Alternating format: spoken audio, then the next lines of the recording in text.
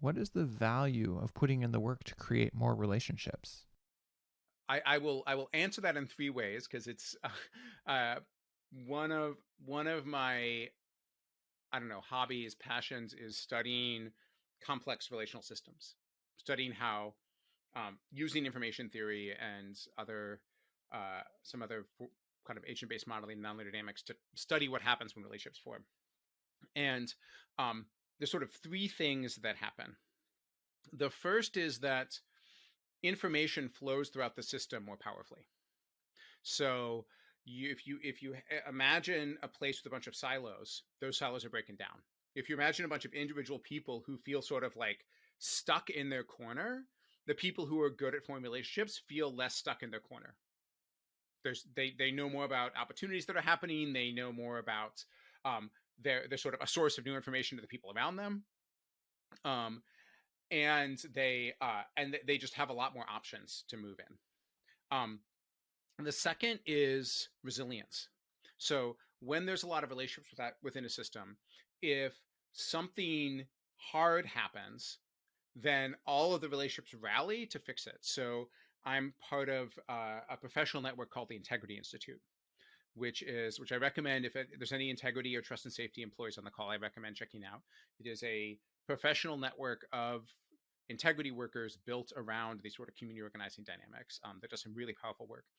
And every once in a while, this just happened recently, someone like Meta will go and do a big wave of layoffs.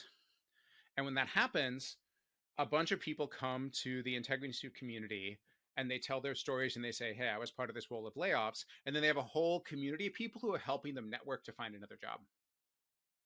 And so when communities exist, we see the same thing when there are a bunch of threats emerging because there's an election. Suddenly people can support one another across platforms in ways they couldn't before, in ways that are really, really powerful. So that sort of support and resilience is another key piece. And then the last is a form of kind of creative evolution, that the places where relationships happen, because they're places where things cross pollinate, because they're places where people can support new ideas, tend to be the places where new and interesting things emerge.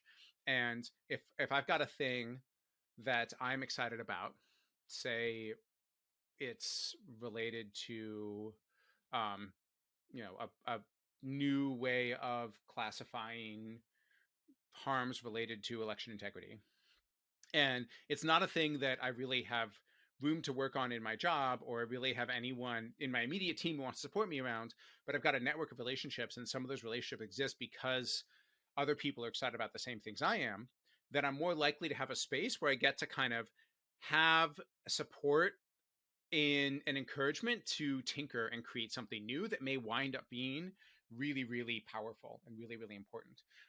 So relationships sort of make us more creative and kind of speed up the rate of the clock rate of evolution um, of the things we're working on.